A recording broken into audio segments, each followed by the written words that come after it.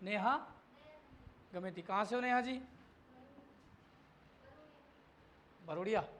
ये कहाँ पर पड़ता है? कविता के पास। वेरी गुड, बहुत बढ़िया।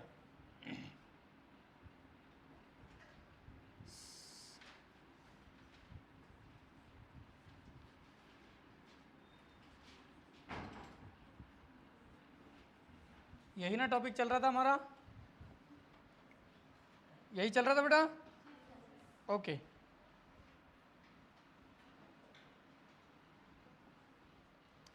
कल हमने निम्बार संप्रदाय को देखा और उसके बाद आज जो हम देखेंगे वो हम देखेंगे ख्वाजा मोइनुद्दीन चिश्ती। ख्वाजा मोइनुद्दीन चिश्ती। ध्यान देना, सबका ध्यान इधर। आज बच्चे कम आए, गए, रीज़न? ओके। अब टाइमिंग तो सेट करना पड़ेगा ना बेटा, हर चीज़ अपने हिसाब से चले ये संभव भी नहीं। खैर जो भी है, तो ख्वाजा मोइनुद्दीन चिश्ती की बात करते हैं। और ख्वाजा मोइनुद्दीन चिश्ती जो हैं, इनका जन्म स्थान जो है, ये जन्म स्थान अगर आपसे कोई पूछे बेटा तो आप क्या बताओगे? इनका जन्म स्थान है, क्या है? संजरी फारस। संजरी फारस। कितने जन गए बेटा? कितने लोग गए? अब वो तो खैर एक तो उसको तो डिलीट ही करो। 7 जने गए, टाइमिंग इशू है। तो संजरी फारस में इनका जन्म हुआ और ये हमारे यहाँ भारत आए। अब पूछा जाए कि साहब ख्वाजा मोइनुद्दीन चिश्ती भारत आए तो किसके शासनकाल में आए या किसके साथ आए? तो ध्यान रखना, मोहम्मद गौरी के साथ आए थे। किसके साथ आए थे? मोहम्मद गौरी के साथ आए थे। ठीक है। और कहाँ पर आए? अजमेर को इन्होंने क्या बनाया भाई? कर्मस्थली बनाया। अजमेर को क्या बनाया? कर्मस्थली। ठीक है। अच्छा, उस समय अजमेर में किस वंश का शासन था बेटा? चौहान वंश के पृथ्वीराज चौहान थर्ड, तृतीय के शासनकाल में। ठीक है ना? तो अब एक प्रश्न तो आपका सीधा साधा बन गया कि साहब आपके ख्वाजा मोइनुद्दीन चिश्ती का जन्म कहाँ हुआ? आप बताएंगे संजरी फारस में हुआ। अच्छा, भारत किसके साथ आए? आप बताएंगे मोहम्मद गौरी के साथ आए। कर्मस्थली के रूप में, जैसे मेरे जन्म स्थान सवाई माधोपुर है लेकिन मेरा कर्म स्थान उदयपुर है। कर्मस्थली, जहाँ पर मैं कर्म कर रहा हूँ, है ना? तो इनकी कर्मस्थली के रूप में किस शहर को जाना जाता है? और अजमेर को इसीलिए कहा जाता है ख्वाजा की नगरी। अजमेर को क्या कहा जाता है बेटा? ख्वाजा की नगरी कहते हैं। इसी को हम कहते हैं राजस्थान का हृदय, हार्ट ऑफ द राजस्थान भी आप किसको कहोगे? अजमेर को कहोगे। और अजमेर को ही कहा जाता है अंडों की टोकरी। क्या कहा जाता है भाई? अंडों की टोकरी। अब चाहे आप अजमेर कह लें, राजस्थान का हृदय कह लें, ख्वाजा की नगरी कह लें या फिर अंडों की टोकरी कह लें, एक ही बात है। ठीक है। अच्छा, ख्वाजा साहब के 2 उपनाम आपको देखने को मिलते हैं। एक तो इनको कहा जाता है गरीब नवाज। क्या कहा जाता है बेटा? गरीब नवाज। और एक इनको कहा जाता है हिंद का बली। हिंद का बली। और ये हिंद का बली नाम किसने दिया बेटा? तो हिंद का बली इनको कहा मोहम्मद गौरी ने। किसने कहा? मोहम्मद गौरी ने कहा। अच्छा, इन्होंने सिलसिला चलाया। जैसे हमारे यहाँ पंथ संप्रदाय होती है, वैसे उर्दू में पंथ या संप्रदाय को सिलसिला कहते हैं। तो इन्होंने सिलसिला कौन सा चलाया? सिलसिला इन्होंने चलाया साहब आपके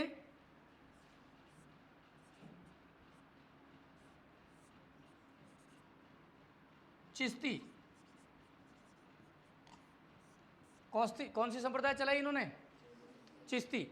अब आपसे पूछ लिया जाए कि साहब इनकी जो दरगाह है, ये दरगाह कहाँ पर है? अजमेर में। सैकड़ों बार प्रतियोगी परीक्षाओं में पूछा गया ख्वाजा मोइनुद्दीन चिश्ती की प्रसिद्ध जो दरगाह है वो राजस्थान के किस शहर या किस जिले में है? आप बताएंगे अजमेर में है।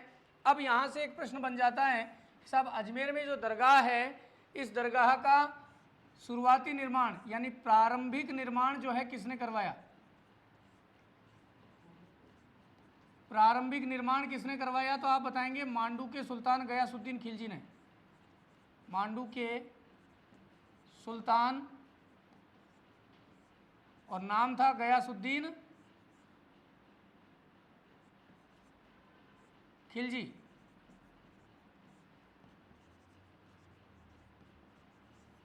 क्लियर? प्रारंभिक निर्माण, शुरुआत में इस दरगाह को बनाने का काम किसने किया? मांडू का एक सुल्तान था जिसका नाम था गयासुद्दीन खिलजी। कई किताबें इसको इल्तुतमिश मानती हैं, जो सरासर गलत है। और ये प्रश्न आपके हाईकोर्ट एलडीसी में अभी पूछा गया था कुछ दिनों पहले। एलडीसी का पेपर हुआ था हाईकोर्ट वालों का, वहाँ पूछा गया था कि साहब प्रारंभिक निर्माण किसने करवाया? तो आप बताएंगे गयासुद्दीन खिलजी ने। अब शुरुआत में अगर निर्माण इसने करवाया तो पूरा किसने कराया? पूरा करवाएगा बाबर का लड़का हुमायूं। पूरा कौन करवाएगा बेटा?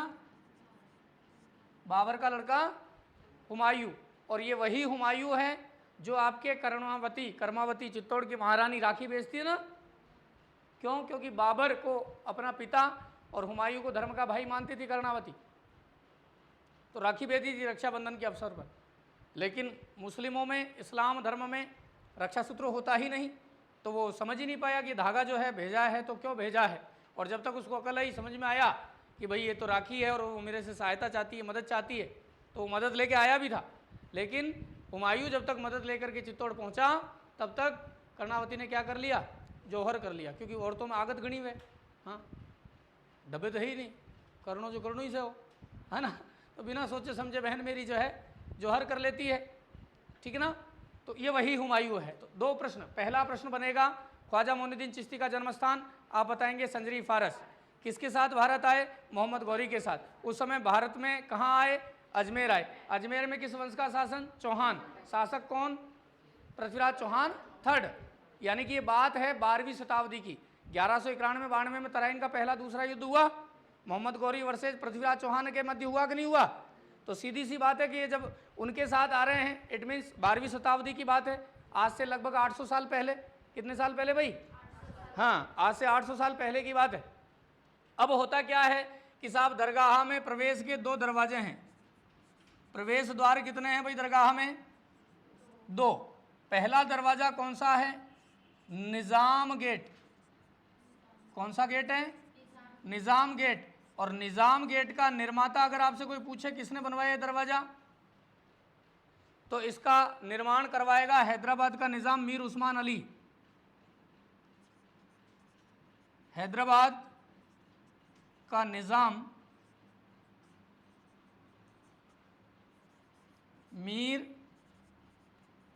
उस्मान अली, ठीक है, मीर उस्मान अली। और दूसरा दरवाजा, एक तो हो गया निज़ाम गेट, दूसरा दरवाजा है शाहजहानी दरवाजा।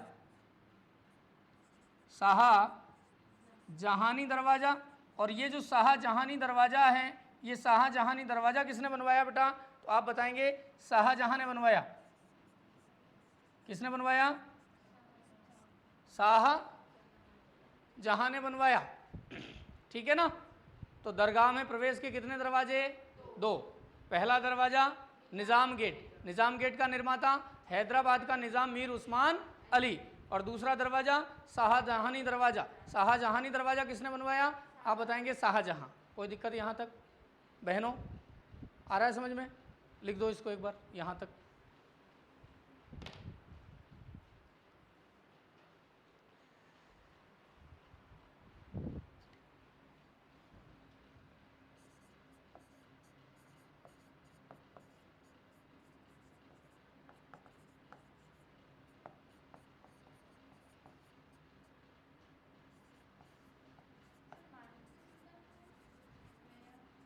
गयासुद्दीन खिलजी।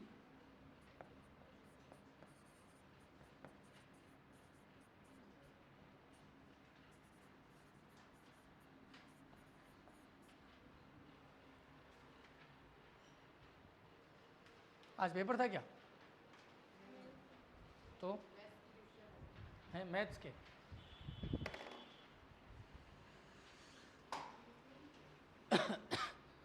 इतना क्या अर्जेंट काम था उनको, चले गए? कल आने दो, डांटूंगा नहीं, प्यार से समझाऊंगा उनको, जरूरी। ओके, अदर तो कोई रीज़न नहीं? पढ़ाया हुआ समझ में तो नहीं आ रहा है? आज समझ में तो आ रहा है? कि ज़्यादा समझ लेते हैं तो फिर भी समस्या हो जाती है। हाँ, नहीं भाई देखो, हर व्यक्ति का कैचिंग पावर अपना अपना होता है। आप फर्स्ट क्लास के बच्चे को डायरेक्ट ये कहो कि आप इंग्लिश रीड करो, वो नहीं कर पाएगा। लेकिन 10th क्लास के बच्चे को आप कहो तो आपको ABCD याद करनी, तो वो इजीली कर लेगा, क्योंकि वो कर गुजरा है। तो हो सकता है उनका कैचिंग पावर या तो ज़्यादा है और या नहीं के बराबर है। खैर जो भी है, पर मुझे लगता है टाइमिंग इश्यू होगा। कितने बजे आते हो? हाँ, तो बस वही है। चलो लिखा?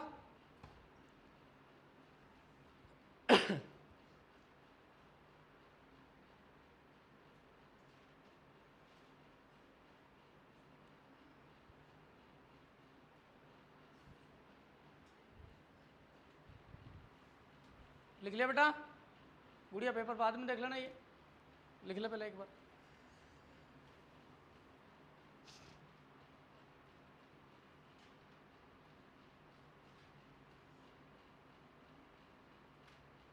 टाइमिंग का इशू तो रहेगा ही बेटा, मैं क्या स्कूल से फ्री नहीं हो पाता हूँ, तो वो इशू तो रहेगा। मई में फ्री, फिर तो ले लेंगे, कोई दिक्कत नहीं। फिर कोई दिक्कत नहीं, अब 10-15-20 दिन का ये और है, समस्या रहेगी। लिखा भाई? एरो लगाएं, एरो लगा के लिखना। यहाँ तक लिख लिया बेटा? एरो लगा के लिखना। हाँ लिख ले आराम से।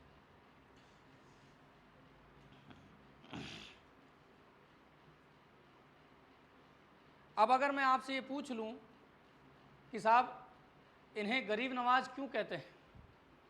क्योंकि ये खुद फक्कड़ों की ज़िंदगी जीते थे, है ना। इन्होंने चिश्ती सिलसिला चलाया, और ये किस प्रकार के संत थे? एक सीधा सीधा प्रश्न बन जाए कि साहब ख्वाजा मोइनुद्दीन चिश्ती किस प्रकार के संत हैं? सूफी संत हैं। कैसे संत हैं?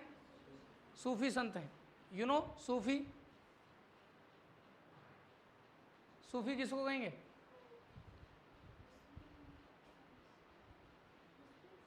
नो, हिंदू संत भी सूफी हो सकते हैं। मीरा सूफी संत है। हंसराज हंस जो अभी एक गज़ल गायक है, बहुत अच्छे अच्छे गाने गाता है, वो भी सूफी संत है। दैट्स इट, कुछ हद तक ठीक है। हम ये कह सकते हैं कि जो ईश्वर को अपने नृत्य और अपने गायन शैली से रिझाने का प्रयास करता है ना, भगवान के सामने नृत्य करता रहता है, जैसे मीरा पागल होकर के नाचती रहती थी, गाती रहती थी ईश्वर भक्ति में। तो ऐसे जो संत होते हैं वो सूफी कहलाते हैं। क्लियर है? आ गई बात समझ में? चलिए, अब एक चीज़ और यहाँ पर लिखना, इनके गुरु ख्वाजा साहब के गुरु कौन थे? मिर्ज़ा उस्मान हारूनी। मिर्ज़ा उस्मान हारूनी, अंडरलाइन करना इस नाम को बेटा। मिर्ज़ा उस्मान हारूनी इनके गुरु का नाम है। नोट डाल दीजिए, NOTE नोट। नोट डाल करके लिखना, ख्वाजा मोइनुद्दीन चिश्ती के जीवन पर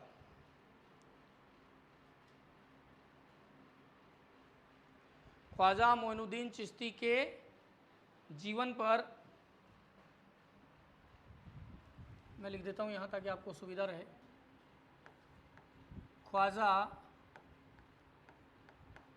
मोइनुद्दीन चिश्ती के जीवन पर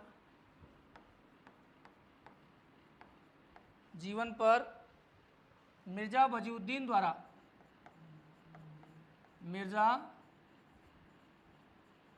वजीउद्दीन द्वारा अंडरलाइन करना इस नाम को बेटा, मिर्ज़ा वजीउद्दीन द्वारा हाल ही बायोग्राफी लिखी गई।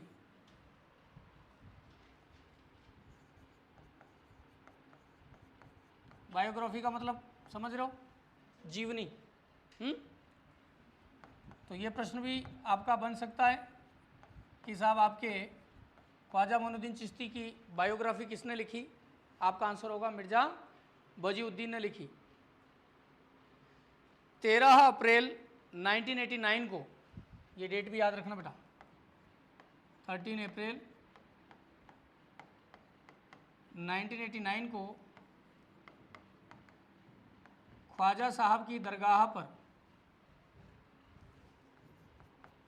ख्वाजा मोइनुद्दीन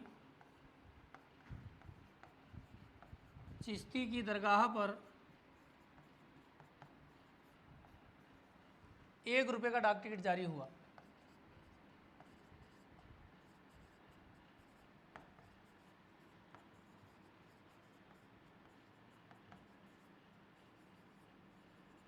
ये भी प्रश्न कई बार बन जाता है कि साहब कितने रुपए का डाक टिकट जारी हुआ और कब हुआ।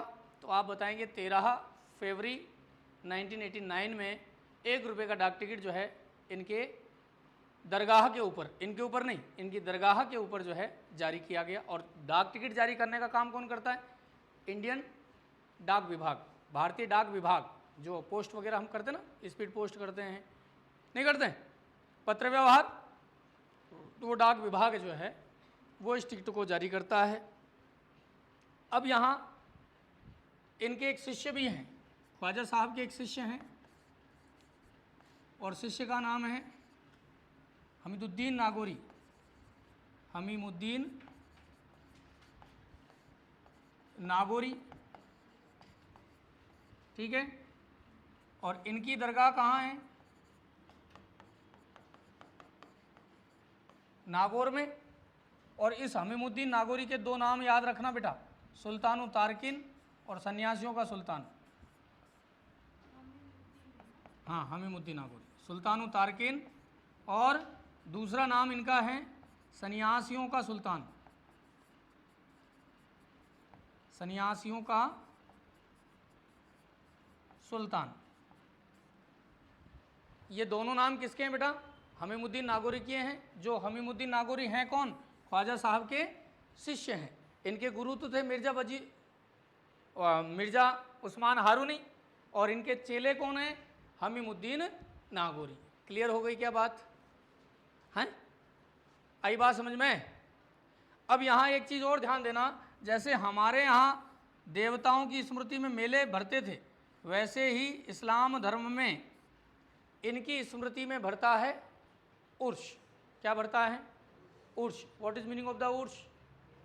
उर्स का, उर्स ए अरबिक वर्ड, उर्स ए अरबिक वर्ड, अरबी भाषा का शब्द है उर्स। अब उर्स को अगर आप हिंदी में रूपांतरित करते हैं, हिंदी में अगर इसका आप अर्थ निकालते हैं, तो उर्स का शाब्दिक अर्थ निकल करके आता है मिलन, मिलना। किससे? सोना बाबू से नहीं, आत्मा का परमात्मा से मिलना, आत्मा का परमात्मा से मिलना उर्स कहलाता है। अब ये जो उर्स है, ये उर्स आपके साल में 9 दिन तक बढ़ता है, एक वर्ष में 9 दिन तक बढ़ता है। कब से कब तक? 2 चरणों में बढ़ता है साहब। पहली बात तो ये ध्यान रखना, कितने चरणों में बढ़ता है? 2 चरणों में बढ़ता है। अब हमारे यहाँ जैसे चैत्र, वैशाख, ज्येष्ठ, आषाढ़, श्रावण, भाद्रपद, आश्विन, कार्तिक, मार्गशीर्ष, पौष, माघ एंड फाल्गुन, 12 महीने हिंदी में, 12 ही अंग्रेजी में, जनवरी, फरवरी, मार्च, अप्रैल, मई, जून, जुलाई, अगस्त, सितंबर, अक्टूबर, नवंबर, दिसंबर, और 12 ही महीने उर्दू में। कौन कौन से? मुहर्रम, सफ़र, रबीउल अव्वल, रबीउल सानी, जमादुल अव्वल, जमादुल सानी, रज्जब, सावान, रमज़ान, शब्बाल, जिलकात, जिलहिज। ये 12 महीने उर्दू के हैं। तो जो 12 महीनों में से 7वां महीना इनका है, कौन सा है? रज्जब। कौन सा महीना बेटा? रज्जब। तो इनका जो उर्स है वो रज्जब माह की 1 से 6 तारीख और रज्जब माह की 6 से 9 तारीख, यानी 2 चरणों में। पहला उर्स लगेगा 1 से 6, छोटे कुल की रस्म, छोटे कुल की रस्म, और 6 से 9 बड़े कुल की रस्म। 2 चरणों में ये बढ़ता है भाई, ठीक है। यहां तक क्लियर? आ गया समझ में? क्या नहीं आया? अब देखना साहब कि उर्स भर दिया। अब इस उर्स का उद्घाटन कौन करता है? लिखना साहब नोट डाल करके, इस उर्स का उद्घाटन, इस उर्स का उद्घाटन इस उर्स का उद्घाटन राजस्थान के भीलवाड़ा जिले का, राजस्थान के भीलवाड़ा जिले का गौरी परिवार,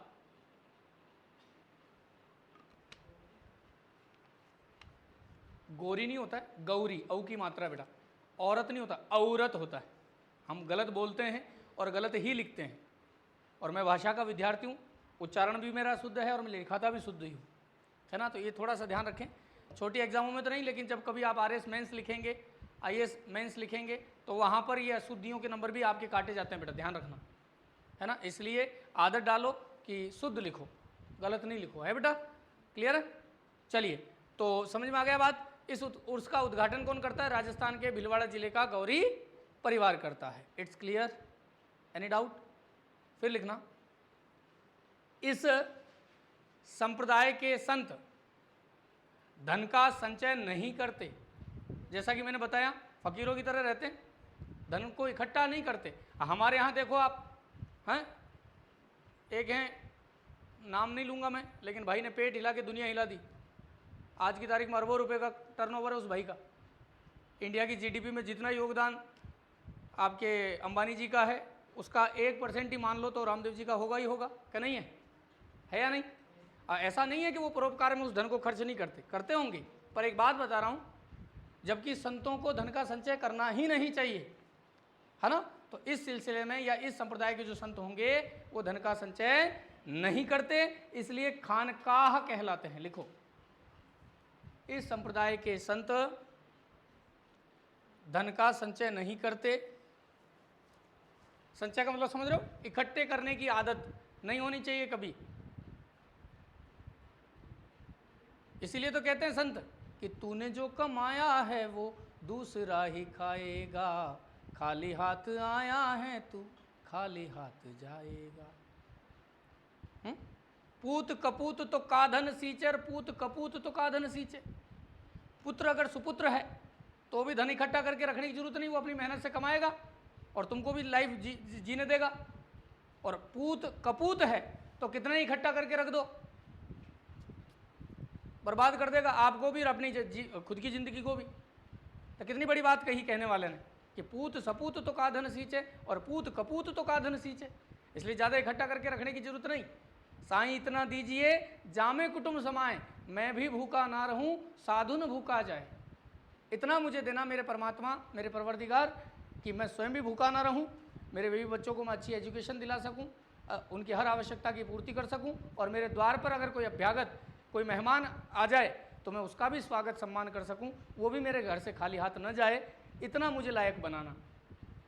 पर आजकल तो सारी दुनिया का धन मेरा ही जो है, हाँ, एप्पल कंपनी के बाद में दूसरा मैं ही हूँ, ऐसा नहीं होता है। मेहनत से ही आदमी सफल हो पाता है। खैर, तो ये कहानी थी साहब किसकी? ख्वाजा मोइनुद्दीन चिश्ती की। है खानकाह, लिखा नहीं था क्या? अंडरलाइन करना, खानकाह, खानकाह। और ये जो बड़ी कढ़ाई है ना बेटा, जो अकबर ने बनवाई थी, उस कढ़ाई में चढ़ावा चढ़ाया जाता है। बड़ी जो कढ़ाई है ना, उसमें चढ़ावा चढ़ाया जाता है। और ये जो मेला है इनका, ये हिंदुस्तान का सांप्रदायिक सद्भाव का सबसे बड़ा मेला माना जाता है भाई। जितने हिंदू मुस्लिम नहीं पहुंचते, उनसे 10 गुना ज़्यादा हिंदू पहुंचते हैं इनके मेले में, क्योंकि जितनी मान्यता मुस्लिमों की है उतनी ही मान्यता हिंदुओं की भी है। बस वही सिस्टम है दोनों का, ठीक है। सांप्रदायिक सद्भाव का सबसे बड़ा उर्स माना जाता है। ठीक है, अगले संत लिखें संत मीरा। संत मीरा, कल तो क्या टॉपिक शुरू किया था ना, तो थोड़ा सा, और वो संप्रदाय भी अपने आप में बड़ी है तो समय लगा, पर ये वादा रहा इन टॉपिक जो भी अपन ने पढ़े हैं, जैसे देवी देवता और संत संप्रदाय, तीसरा टॉपिक हमारा चल रहा है। अगर इन टॉपिकों से कोई प्रश्न आपकी परीक्षा में बना और वो आपके रजिस्टर में नहीं हो, ऐसा हो नहीं सकता। अब आपने पढ़ा ही नहीं हो उसकी मेरी जिम्मेदारी नहीं, लेकिन आपने अच्छे से पढ़ा है तो मुझे लगता है आप कभी भी क्वेश्चन को गलत करके नहीं आएंगे, क्योंकि मैंने कुछ छोड़ा ही नहीं है। जितने भी प्रश्न जहाँ से बन सकते हैं उन सभी चीज़ों को मैं यहाँ समावेशित करके लेके आता हूँ आप लोगों की। ठीक है ना। चलिए अगले संत हैं संत मीरा। संत मीरा बाई, और संत मीरा बाई के जन्म की बात करें 1498 में,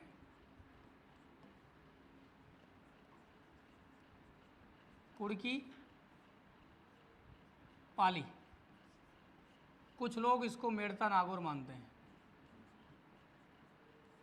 मेड़ता सिटी वर्तमान में तो डीडवाना कुचामन में आ गई भाई।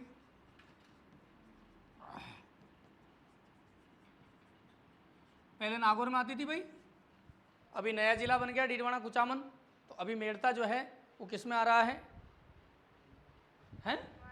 डीडवाना कुचामन में। मीरा जन्मी मेड़ते परनीगढ़ चित्तौड़। पैदा कहाँ हुई? मेड़ता में, और परणी कहाँ? चित्तौड़गढ़ में। हैं, जन्म कब हुआ? 1498 में। ठीक है ना। अच्छा, उपनाम या फिर पहले तो नाम लिख लें इनका। बचपन का नाम मीरा के बचपन का नाम था भाई पैमल, केवल पैमल, दे मत लगा देना नहीं तो तेजा जी की पत्नी हो जाएगी। पैमल दे किसकी पत्नी थी? तेजा जी की। लाचा गुजरी की सहेली थी ना, तो दे हर कहीं नहीं लगाना, ए माँ दे माँ, हर कहीं देने लगाओ। ठीक है ना। ये केवल पैमल है जो मीरा के बचपन का नाम है। वंश कौन सा भाई मीरा का? मारे राठौड़ा री पोल। वंश कौन सा था? राठौड़। पिता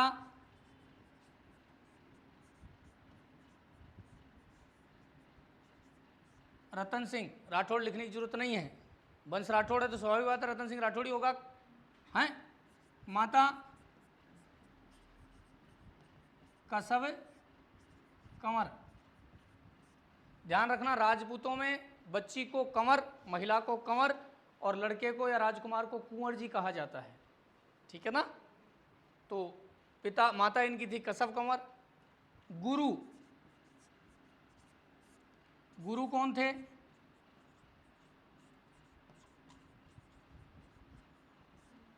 संत रैदास इनके गुरु थे। नोट डालो और नोट डाल कर लिखना, इनका विवाह सन 1516 में, फिक्स 18 साल में। 98 में पैदा हुई, 1516 में शादी हो गई। ठीक है ना। 1516 में मेवाड़ के महाराणा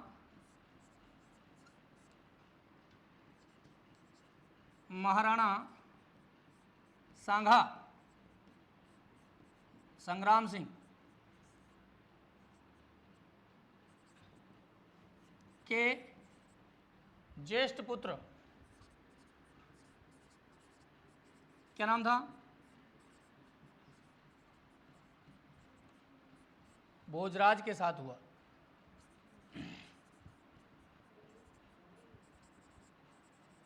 शादी किसके साथ हुई भाई? मेवाड़ के महाराणा सांगा के ज्येष्ठ पुत्र भोजराज के साथ। ठीक, आया यहां तक समझ में? अब यहां पर मंदिर जो आप देखोगे, मीरा के 2 मंदिर देखते हो साहब। राजस्थान में मीरा मंदिर कितने? 2। एक तो कहाँ है?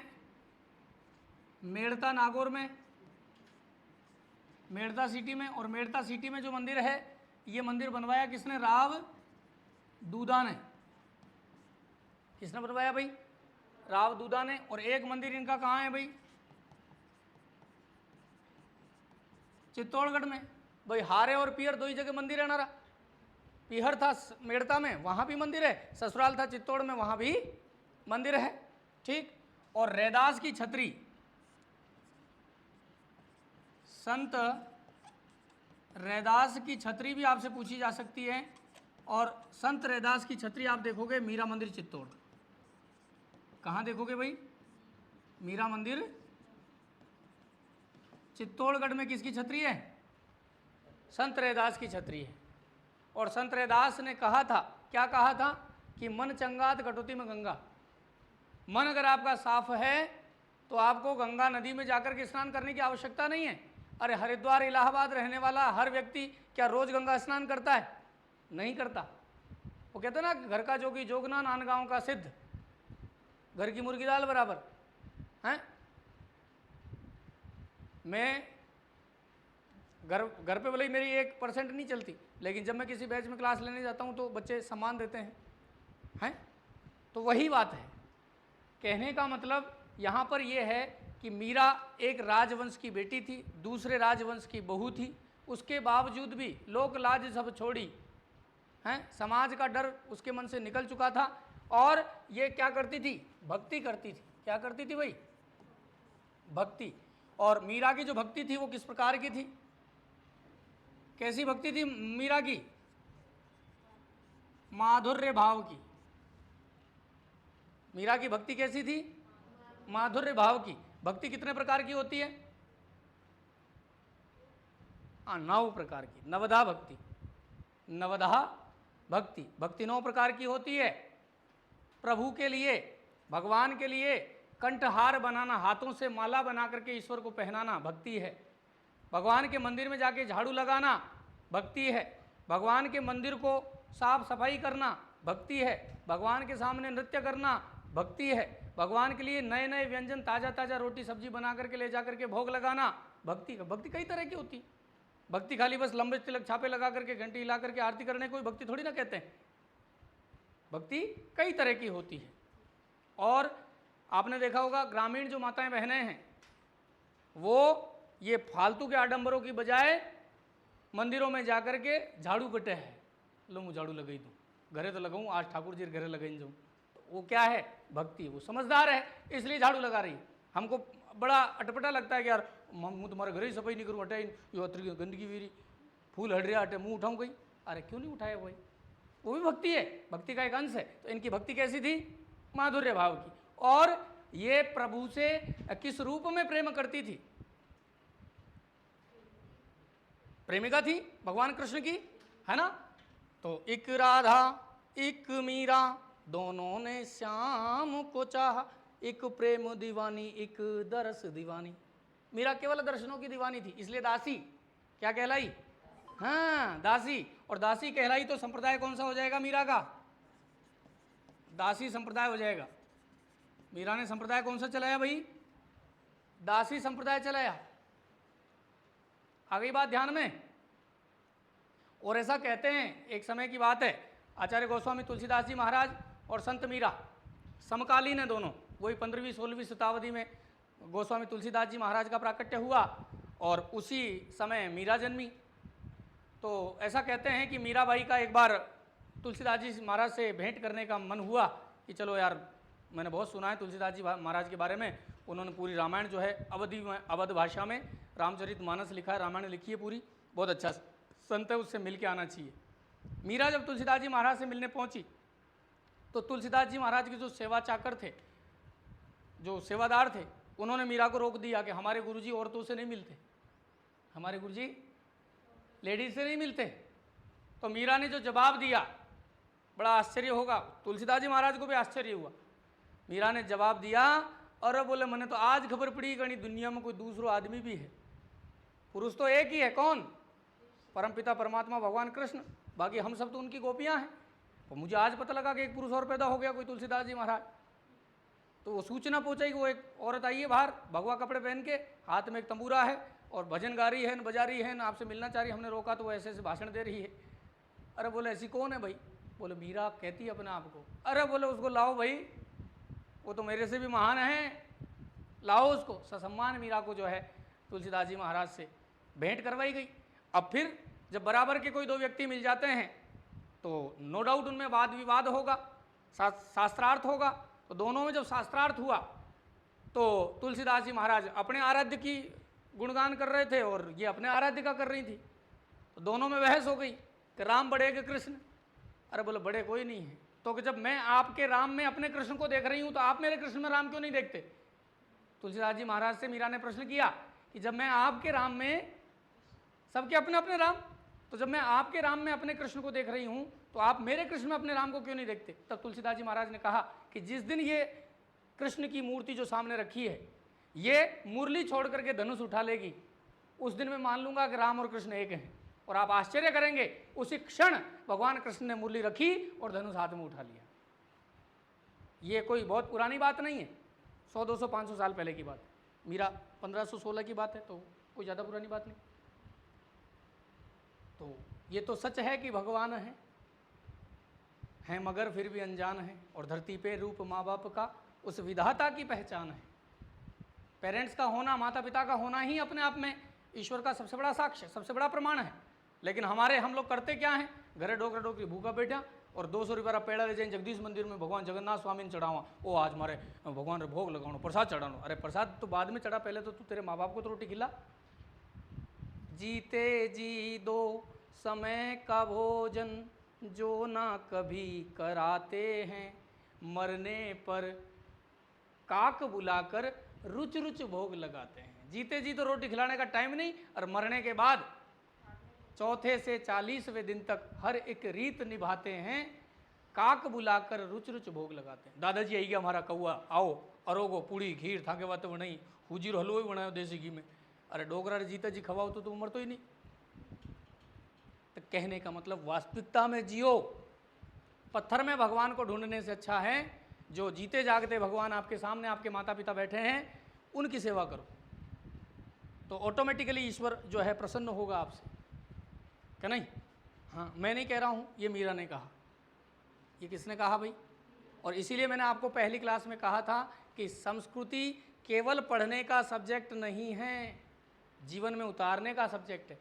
हमारे बाप दादे केवल वनमानुष थोड़ी थे, वांदरे थोड़ी थे, हमसे ज़्यादा समझदार थे, हमसे ज़्यादा मैच्योर थे, हमसे ज़्यादा अच्छे चित्रकार थे। आज आपको कोई कहे चित्तौड़गढ़ का विजय स्तंभ बनाओ, बना सकते हो? आपसे कोई कहे मेहरानगढ़ का किला बनाओ, बना सकते हो? सोचिए कैसी कैसी इमारतें वो हमें देके गए, नहीं? ये उदाहरण है आपके सामने। तो इसलिए हमें अपने पूर्वजों की सीख भी लेनी चाहिए। क्लियर? खैर, एरो लगाएं, एरो लगा के लिखें।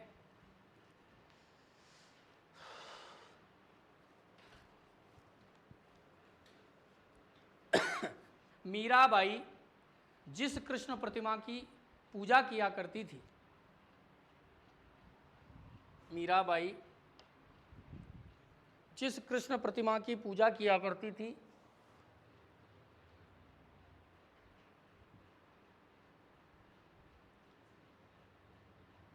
वह कृष्ण प्रतिमा वर्तमान में, वह कृष्ण प्रतिमा वर्तमान में जगत शिरोमणि मंदिर जयपुर में स्थापित है। जगत शिरोमणि मंदिर जयपुर में सुरक्षित है।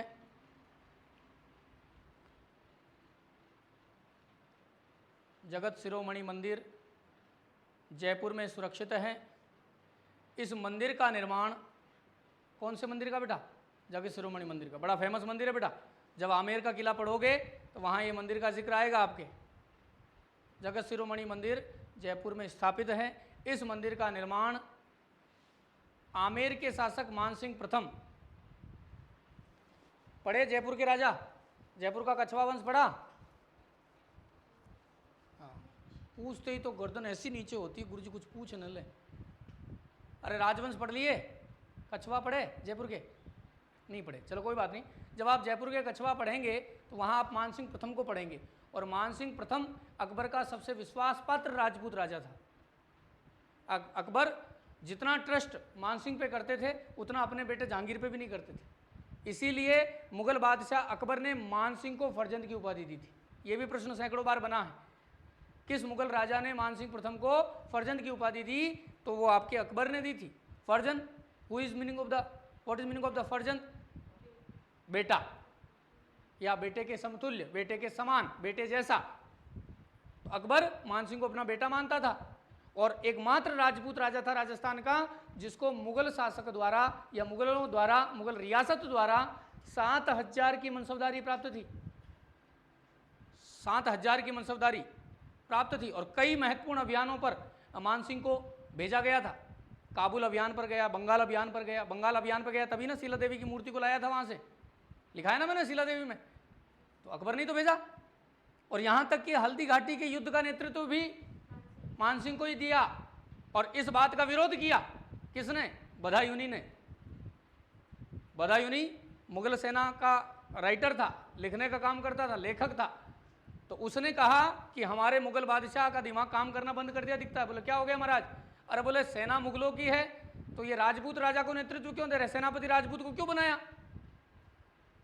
मुझे दो, मैं युद्ध लड़ूंगा। तो लोगों ने समझाया भाई थारू कलम तो डंगू साल नहीं रही, तू तलवार सला, ये मैं अपनी तरफ से कह रहा हूँ, ऐसा कुछ कहा होगा।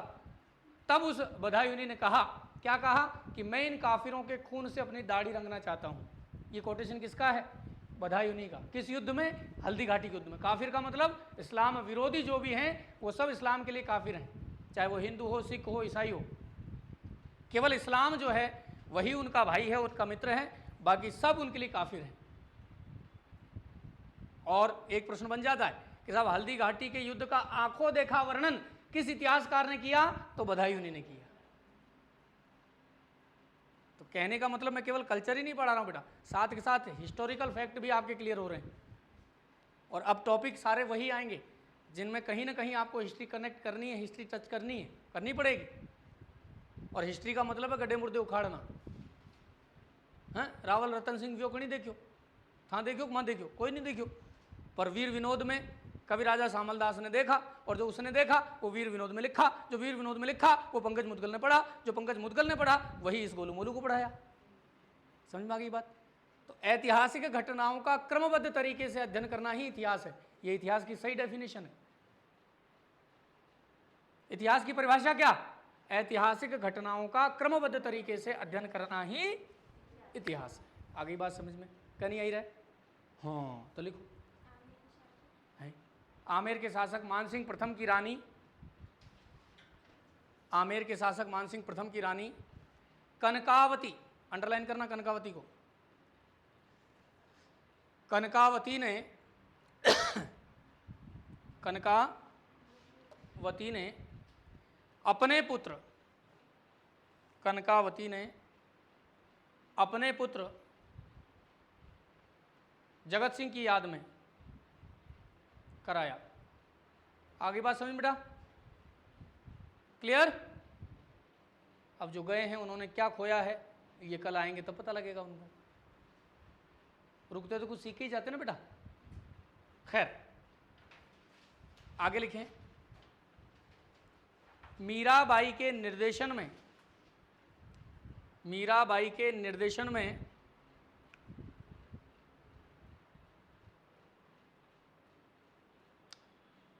रत्ना खाती ने, अंडरलाइन करना इस नाम को, रत्ना खाती ने, रत्ना खाती ने Narsi zero Miro, inverted commas में बंद करके अंडरलाइन करना, नरसी जीरो मायरो रचना की। अब दो प्रश्न बन जाएंगे साहब। पहला प्रश्न तो ये सीधा सीधा बन जाएगा कि साहब नरसी जीरो मायरो किसने लिखा? रत्ना खाती ने। किसके गाइडेंस में लिखा? मीराबाई। तो दोनों प्रश्न अलग अलग बनेंगे। यू नो मायरो, नरसी कौन थे? नरसी मेहता थे, और नरसी भगवान कृष्ण के बहुत बड़े भक्त थे, बहुत धनवान थे, बहुत पैसा था। लेकिन बहुत पैसा होने के बावजूद, देखो पैसा होना बड़ी बात नहीं है बेटा, पैसा दुनिया में सब बहुत लोगों के पास होता है, लेकिन उस पैसे का दशांश कुछ हिस्सा धर्म के कार्य में खर्च करने के लिए जिगरा चाहिए, वो किसी किसी के पास ही होता है।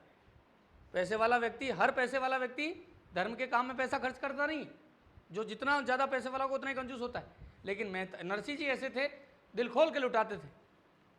इनकी एक पुत्री थी नानी बाई, नरसिंह जी की पुत्री का नाम क्या था? नानी बाई, और एक पुत्र था। अब नानी बाई का हो गया विवाह और पुत्र की हो गई मृत्यु। अब वो कहते ना कि समय जब पलटी खाता है तो कुछ भी हो सकता है। समय जब बुरा आया तो खूंटी हार को निकल गई, समय बुरा आया तो अखंड ब्रह्मांड के नायक भगवान विष्णु के अवतार भगवान राम, जो दशरथ के राजकुमार थे, अयोध्या के राजा थे, समय बुरा आया उनको भी जंगल जाना पड़ा। समय बुरा आया अपने बेटे माँ के पिता की अर्थी को कंधा तक नहीं दे पाए राम। समय बुरा आया अपनी पत्नी से 14 वर्ष दूर रहना पड़ा। तो समय का खेल है भाई। ईश्वर भी जब मानव रूप में आया है तो उन्होंने भी दुख पाया है, कष्ट पाया है। समय की चाल से चलो, समय के अनुसार चलो, समय के साथ चलो। समय से आगे चलोगे तो भी डिपीट खाओगे, और समय से पीछे रह जाओगे तो भी डिपीट खाओगे। समय के साथ चलने की आदत डालो। तो ऐसा कहते हैं कि जब पुत्र की मृत्यु हुई, समय नरसिंह जी का खराब आया, तो इधर बेटा मर गया, इधर पूरा राज्य छिन गया, और वो रोड पे आ गया भाई। लेकिन फिर भी जो परमात्मा की भक्ति में तल्लीन होता है वो तो शोक और गम से परे हो जाता है, मोह रहता ही नहीं उसको, वो निर्मोही हो जाता है। तो नरसिंह जी निर्मोही हो गए, साधुओं के साथ रहने लगे। अब साहब इस नानी बाई की एक बेटी थी, वो बड़ी हुई तो शादी होने की बात आई उस बच्ची के। अब शादी होगी तो नाना मामा को मायरा लाना पड़ेगा। अब जानबूझ के उस नानी बाई के ससुराल पक्ष वालों ने नरसिंह जी को नीचा दिखाने के लिए, अपमानित करने के लिए एक ऐसी लिस्ट तैयार की कि साहब हाउ जी रे तो 5-5 किलो होनारा कड़ा सावे मायरा में, कंवर साहब रे होनारी मोजड़िया सावे, और ब्याई जी रे तो यो सावन, ब्याण जी रे यो सावन, सोरी रे यो सावन। लंबी चौड़ी लिस्ट जो है कि भाई ना तो उसके पास पैसा है, ना तो वो इसको अरेंज कर पाएगा, और ना ये यहाँ पर शादी में आएगा। और अगर हम इसको इस तरीके से लिस्ट बना के नहीं भेजते तो वो शादी में आए बिना रहेगा नहीं, क्योंकि भाई दोहिती की शादी है तो नाना तो आएगा ही आएगा, और आएगा तो हमारी बेइज्जती करेगा कि बाबा जी है ये तो साधु संतों को उठा लाया, तुम्बे हैं इनके पास। तो लिस्ट भेज दी। अब लिस्ट भेज दी तो नरसिंह जी ने तो उठा करके पूजा कर रहे थे, जा करके लिस्ट दी कि साहब ये मायरा है आपकी भांजी नवासी का, आपको पधारना है। ले जा करके वो ठाकुर जी के चरणों में रख दी लिस्ट। तू जाने थारो काम जाने, मार पत कहीं है नहीं, मायरो धनीस बननो। जैसे जैसे विवाह का दिन नज़दीक आए, अब नानी बाई तो बेचारी टेंशन में रहती, क्योंकि बेटी चाहे बुढ़ी होकर के मरी जाए लेकिन उसका पीहर मोह नहीं छूटता। आप महिला को, औरत को, श्रीमती जी को मैं सोने में भी तोल दूं तो वो उतनी खुश नहीं रहेगी। पूरा ऊपर से नीचे तक सोने में लाद दो, और मजाक में कभी उससे यूँ कह दो ले छुट्टियाँ बढ़ गई अब तो तेरे पीहर चलें, बैग भी रास्ते में जमेगा, तो ये गलत बात भी नहीं है। माता पिता हैं वहाँ उसके, वहाँ उसका बचपन है, वहाँ वो गलियाँ हैं जहाँ वो अपनी सखियों के साथ खेली है, सबको रहता है मोह। तो नानी बाई ये चाहती थी कि मेरे पिता का अपमान ना हो, तो उसके लिए मैं क्या करूँ, कैसे भी करके शादी रोकी जाए, क्योंकि वो आए बिना रहेगा नहीं, और है उसके पास कुछ देने को है ही नहीं। तो ऐसा कहते हैं कि राखी आई तो नानी बाई के भाई तो था ही नहीं, कृष्ण की मूर्ति के, मेरे पिता भी कृष्ण के भगत हैं, मैं इसी को भाई मान लेती हूँ, और जिस रूप में मेरे ठाकुर को जिसने याद किया है वो उसी रूप में आया है। नानी बाई ने कृष्ण की मूर्ति को राखी बांध दी। कल शादी मायरा भरना है, आज शाम तक कोई सूचना नहीं कि मायरा लेके आ भी रहे हैं कि नहीं आ रहे हैं कि क्या है। अब होता क्या है, जैसे कल मायरा भरना है तो आज शाम को पानी भरने के बहाने नानी बाई मटकी लेकर के कुएं पे गई, पनघट पर बैठी बैठी सोच रही, अबे मोर डोगरो कल आई काले वो पूरा समाज रहा में वंडी पगड़ी उछालेगा ये लोग, और मारा बाप री इज्जत गिन मारेगी, मुझे नहीं करूँगा बच्चे, ऐसा वो स्वयं सोच रही है। और सोचते सोचते पहले तो मटकी पटकी कुएं में, और खुद कूदने लगी कि अब मैं तो जीवन त्याग ही देती हूँ मेरा, क्योंकि मेरे से वो देखा नहीं जाएगा, मेरे मरने के बाद कुछ भी होता रहे भले। तो नानी बाई कूदने लगी, ठाकुर जी ने हाथ पकड़ लिया, अरे बेटा तू कटे जा रही है रे, मरो थोड़ी थार भाई जीव तो हालियो, और तू कहाँ चिंता कर रही, मायरा री बात कर रही तू, काले लाऊं रशो मायरो लाऊंगा, आज हूँ पहला ना तो कोई लायो होगा ना कोई भविष्य में लावेगा, और एक लो नहीं आऊँ थारी भाभी ने और हाथ लाऊं, रुक्मणी जी को साथ लेके आऊँगा, चिंता मत कर, तू आंसू पहुँच नरसी मेरा सबसे बड़ा भगत है, तो क्यों चिंता करती है? ऐसा जब भगवान कृष्ण ने खुद ने कहा और फिर समझा बुझा करके नानी बाई को घर भेजा। दूसरे दिन ठाकुर जी आए और ऊँटों पर, न गधों पर, न घोड़ों पर लाद लाद के सामान लाए। सासू माँ ने कड़े लिखाए थे 5-5 किलो के, ठाकुर जी लाए 10-10 किलो के। अल्लाह के कहा सासू को पहन, मेरे सामने पहन तू, लिखवाए ना तेने 5 किलो कड़े, 10 किलो के ले तू। वो ठाकुर की कृपा है। वो नरसिंह जी थे, उस नरसिंह जी के मायरे को अच्छे से डिजाइन करके किसी ने अगर लिखा तो किसने लिखा? रत्ना खाती ने। ठीक है, और किसके निर्देशन में लिखा? मीराबाई की। मीरा की स्वयं की रचनाएं लिख लो। ये तो रत्ना खाती की रचना थी बेटा, अब मीरा की स्वयं की रचनाएं लिखो। मीरा की स्वयं की रचनाएं।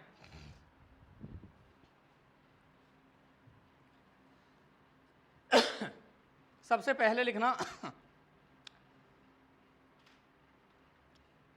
मीरा की पदावलियां।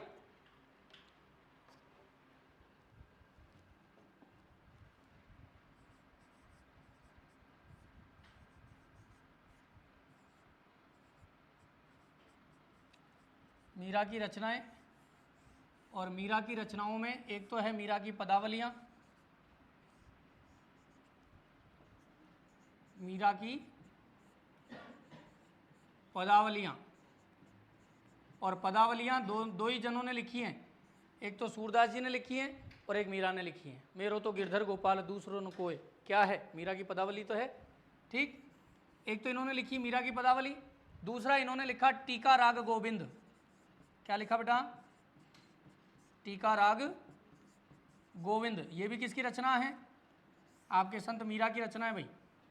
एक इन्होंने लिखा सत्यभामानु रूसणो,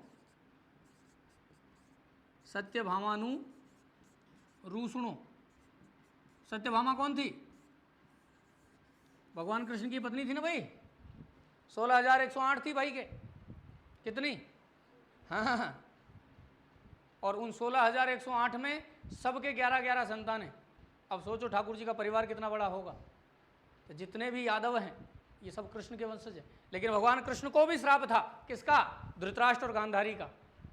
कौरव मर गए महाभारत के युद्ध में सारे, और उसके बाद होता क्या है कि जब कौरव मारे गए तो धृतराष्ट्र और गांधारी गंगा नदी के किनारे बैठे हुए थे और वो प्राण त्यागने ही वाले थे। कृष्ण पहुंच गए, कैसे हैं आप? अरे बोले तू पूछ रहा है हमसे, तेने एक एक करके हमारे सारे बेटों को मरवा दिया। आज हमारी चिता को लकड़ी देने के लिए 100 वो बेटे होते हुए भी हमारी चिता को लकड़ी देने के लिए एक भी बेटा मौजूद नहीं है। जहाँ हम तुझे श्राप देते हैं, जैसे हम पुत्र वियोग में मर रहे हैं, वैसे तेरे भी लंबा चौड़ा परिवार होते हुए जब तू शरीर छोड़ेगा, तेरे पास तेरे परिवार का कोई भी सदस्य नहीं होगा, और इतना परिवार होते हुए भी आपस में सब लड़के ही मरेंगे। ये श्राप था भगवान कृष्ण को, किसका? धृतराष्ट्र का, गांधारी का। तो क्या गांधारी भी पतिव्रता नारी थी? सौगन खा रखी थी उसने कि मैं अपने पति के अलावा किसी को नहीं देखूंगी। अंधी नहीं थी, लेकिन पति अंधा था, इसलिए अपने आंखों पे पट्टी बांध ली हमेशा के लिए। आज करता कोई महिला ऐसा? नहीं करती है। गांधार नरेश की पुत्री गांधारी, शकुनी की बहन। तो एक तो हो गया मीरा की पदावली, दूसरी टीकारा गोविंद, तीसरा सत्यभामानु रूसणो, और चौथा है रुक्मणी मंगल। रुक्मणी मंगल। ये 4 रचनाएं किसकी हैं भाई? मीरा जी की हैं। ठीक है, चलो नोट डालो। नोट डाल करके लिखना 1 अक्टूबर 1952 को 1 अक्टूबर 1952 को मीराबाई पर 2 आने का डाक टिकट जारी हुआ।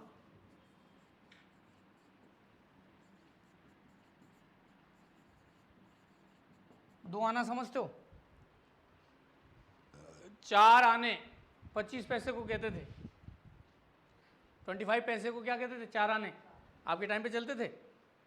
नहीं चलते होंगे, पर मैंने अपने बचपन में चलाए, मतलब चवन्नी 25 पैसे। मैंने अपने बचपन में, वो आती थी नारंगी की गोलियाँ छोटी छोटी, 16 गोलियाँ आती थी, 16।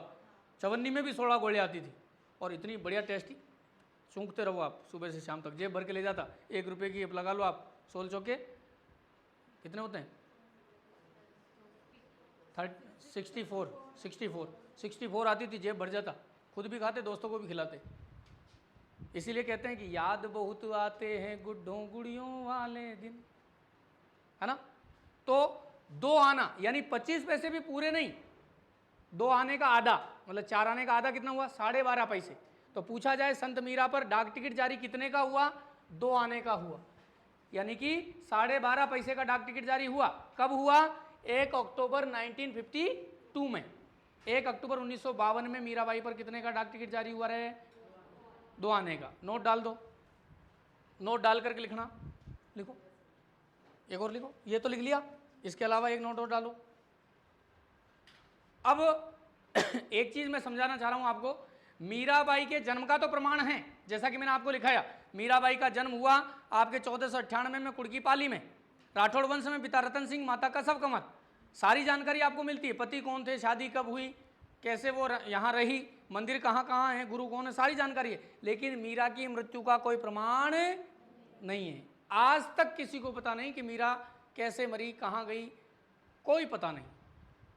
लिखो, मीराबाई ने अपने जीवन का अंतिम समय, लिखना बेटा, मीराबाई ने अपने जीवन का अंतिम समय द्वारिका गुजरात में व्यतीत किया।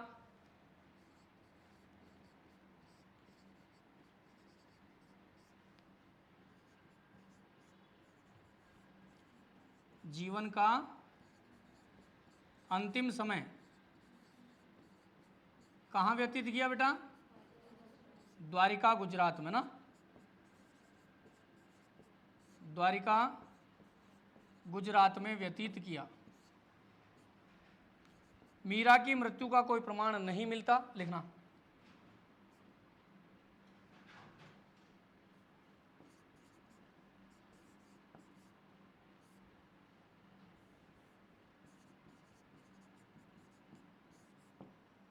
मीराबाई की मृत्यु का कोई प्रमाण नहीं मिलता। डाकोर गुजरात में स्थित, डाकोर को अंडरलाइन करना, लैंडमार्क है बेटा डाकोर, जो गुजरात में पड़ती है। डाकोर गुजरात में स्थित, डाकोर गुजरात में स्थित रणछोड़ राय जी के मंदिर में, भगवान कृष्ण का ही नाम है रणछोड़, एक बार युद्ध भूमि को छोड़ करके चले आए थे, इसलिए उनका नाम पड़ गया रणछोड़। डाकोर गुजरात में स्थित रणछोड़ राय जी के मंदिर में, रणछोड़ राय जी के मंदिर में भगवान श्री कृष्ण की प्रतिमा के समक्ष, प्रतिमा कहते हैं मूर्ति को, भगवान श्री कृष्ण की प्रतिमा के समक्ष, प्रतिमा के समक्ष नृत्य करते